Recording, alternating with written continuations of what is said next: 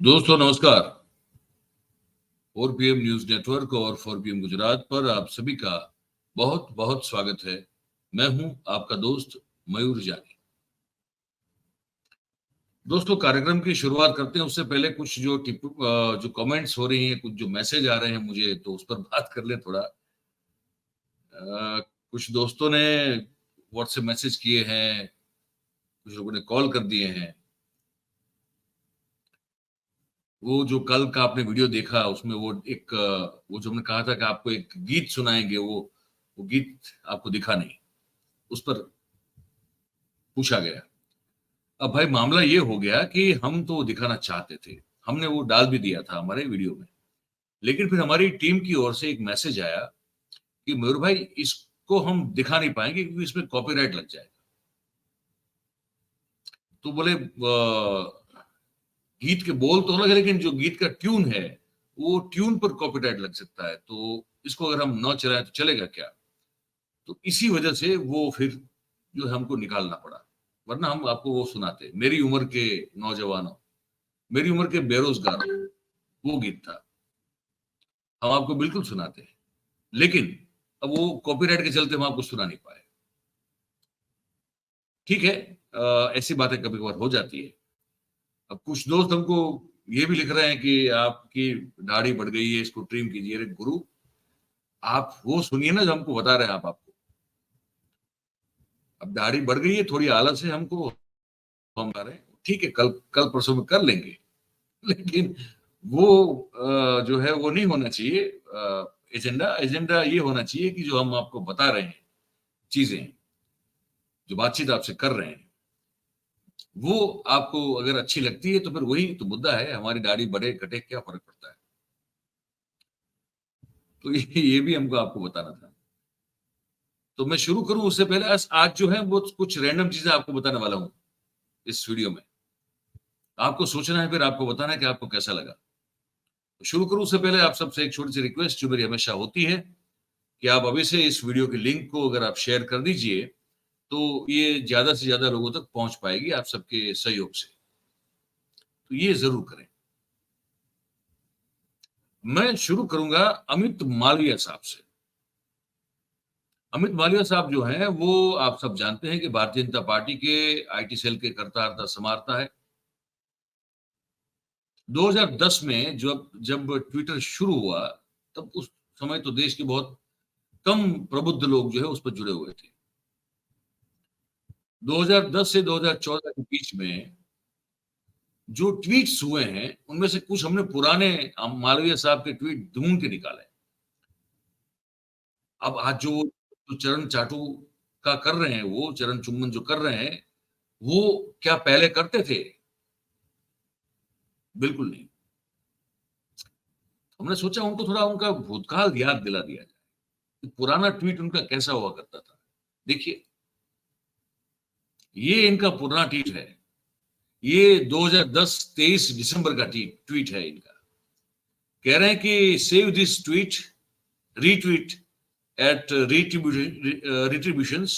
Despite all the noise on Twitter, Narendra Modi will never become India's prime minister. #भागो। ये अमित मालविया साहब का ही tweet है, दिसंबर 2010 23 तारीख का, रात को 10:10 का। एक और ट्वीट आपको दिखाते हैं। ये ट्वीट जो है वो 3 दिसंबर 2010 का है, रात को 11:34 का, या तो सुबह हो सकता है, सुबह के 11:34 हो सकते हैं। कह रहे हैं कि suggest you shave it now only, retweet @Venkatanand. If Narendra Modi becomes the prime minister in 2014, I will shave off my head. मतलब कि मैं अपना सर मुंडवा लूंगा अगर नरेंद्र मोदी साहब 2014 में प्रधानमंत्री बनते हैं तो। ये बताया जा रहा है कि उन्हीं का ट्वीट है, दिसंबर 2010 का। अब ये बताइए कि क्या करेंगे? अपना सर कभी मुंडवा है क्या? बिल्कुल नहीं। अपना सर जो है मालवीय साहब ने उतना घुसेड़ दिया है उस चाटुकारिता के समंदर में कि पूछे मत। ये तो ये बताना था आपको।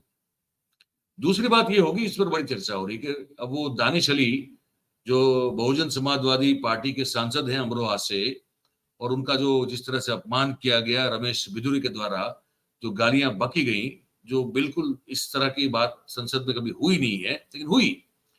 लेकिन उसके बाद ये हुआ कि राहुल गांधी चले गए उनको मिलने के लिए। ये चीज बड़ी ट्रेंड कर रही है। आप दृश्य देखिए, आप ये भी दृश्य दे सकते हैं, देखिए।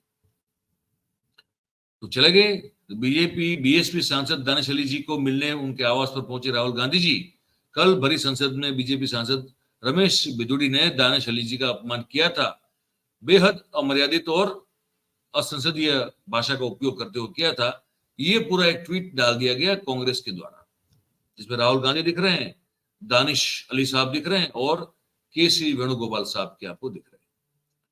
उसके बाद ये फोटो भी बहुत प्रचलित हो रही है, जिसमें दानिश अली का हाथ थामे हुए राहुल गांधी दिखाई दे रहे हैं।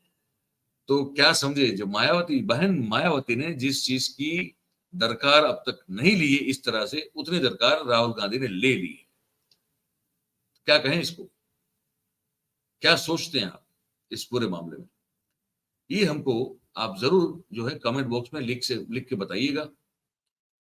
एक और जो हमको आपको बताना था वो ये था कि देखिए, हमारे प्रधानमंत्री जो है वो हमको आए दिन जो है वो वंदे भारत ट्रेन जो है उसको हरी झंडी दिखाते हुए दिखाई देते हैं। वो हर चीज का शिलान्यास करते हुए और फिर हर चीज का उद्घाटन करते हुए हमको दिखाई देते हैं। लेकिन आपको ये निवेदन याद है क्या उनका, जब उन्होंने एक बार कहा था कि आपने मुझे प्रधानमंत्री क्या इन सब चीजों के लिए बनाया?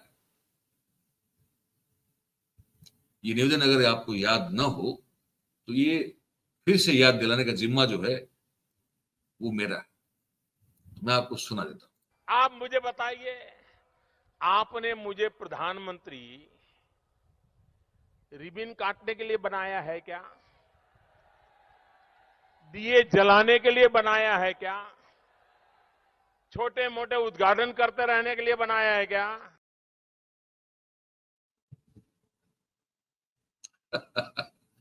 और कर क्या रहे वो? वही सब कर रहे हैं जिनको जिस जिस चीज उन सब चीजों को लेकर उन्होंने ये अपना एक भाषण जो है किया था। क्या करें? एक चीज और आपको दिखाना चाहते हैं। नई संसद के शुरुआत में प्रधानमंत्री ने एक भाषण दे दिया कि अब इस संसद में हमारी ओर, मतलब कि सत्ताधारी पक्ष की ओर बैठने का और विपक्ष में बैठने का जो पैमाना है वो क्या होगा। तो बोले आपका बर्ताव, आपका आचरण, ये सब कहा था उन्होंने। उस पर एक मीम बना है। हम अपने आप को रोक नहीं पा रहे उस मीम को दिखाने को लेकर आप सबको। तो मीम जो है हमने बना के तैयार रखा है आपके लिए, आपको दिखा रहे हैं। मैं पक्का मानता हूं कि यहां जो व्यवहार होगा ये निर्धारित करेगा कि कौन यहां बैठने के लिए व्यवहार करता है और कौन वहां बैठने के लिए व्यवहार करता है। जो वहां ही बैठे रहना चाहता है उसका व्यवहार क्या होगा, और जो यहां आकर के भविष्य में बैठना चाहता है उसका व्यवहार क्या होगा। इसका फर्क बिल्कुल आने वाले महीनों में देश देखेगा और उनके बर्ताव से पता चलेगा, ये मुझे पूरा विश्वास है। क्यों ले रहे हैं मोदी साहब? अब जो बिधुरी बोले हैं वो मैं आपको नहीं सुनाऊंगा, क्योंकि वो बिल्कुल असंसदीय है, बिल्कुल अभद्र, विभत्स, अश्लील बातें हैं। तो वो मैं आपको, आप सब जानते हैं वो क्या बोले। मुझे ये सुना था कि ये प्रधानमंत्री बोल चुके हैं कुछ दिन पहले विशेष सत्र में। 4 दिन का था वो, 5 दिन चलना था लेकिन 4 दिन में खत्म हो गया पूरा मामला। वो सत्र में प्रधानमंत्री बोल रहे हैं कि आचरण कैसा होगा, बर्ताव कैसा होगा, हमारे साथ अगर बैठना है तो क्या करना पड़ेगा। तो क्या माना जाए, यही सब करना पड़ेगा, गालियां बकनी पड़ेगी, जाति और धर्म आधारित जो है वो अपशब्दों का प्रयोग करना पड़ेगा, बाहर आके देख तेरे को मैं देख लेता हूं, ये सब कहना पड़ेगा, किसी को उग्रवादी आतंकवादी कहना पड़ेगा, पता नहीं क्या क्या करना पड़ेगा। ये डेफिनेशन जो है प्रधानमंत्री जी ने खुद सेट की हुई। और इस कार्यक्रम का हम समापन करने जा रहे हैं उससे पहले एक बहुत भव्य जो है नाटकीय दृश्य का आयोजन किया गया, उस दृश्य को हम दिखाना चाहते हैं। उस पर हम कोई टिप्पणी नहीं करेंगे, हम कुछ नहीं कहेंगे। हमारे लिए वो दृश्य देख पाना ही बहुत बड़ी बात है। हम चाहते हैं कि हम जो देखे हैं, हमने जो सहन किया है, हम आपको भी इसमें साथ शामिल कर दें। ठीक है, तो देखिए इसको, ये महिला आरक्षण बिल पास करने के बाद जो उनका सम्मान हुआ है प्रधानमंत्री जी का, उसको लेकर ही है पूरा मामला। दृश्य देख लीजिए आप, उसके बाद फिर हम ये गौरवशाली है। हम सब जोरदार तालियों के साथ माननीय प्रधानमंत्री जी का अभिनंदन करें, जिन्होंने हम सब सशक्त नारी की चिंता करके देश के चिंतन में हमारी भागीदारिता को सुनिश्चित करने का काम किया है। माननीय प्रधानमंत्री जी का बारंबार धन्यवाद है, कोटि कोटि धन्यवाद है। देखिए मंच के वो क्षण, वो पल जो दिल और भाव से देश के प्रधानमंत्री जी को आशीर्वाद दे रहे हैं, अभिनंदन कर रहे हैं। क्या कहें इसके बारे में?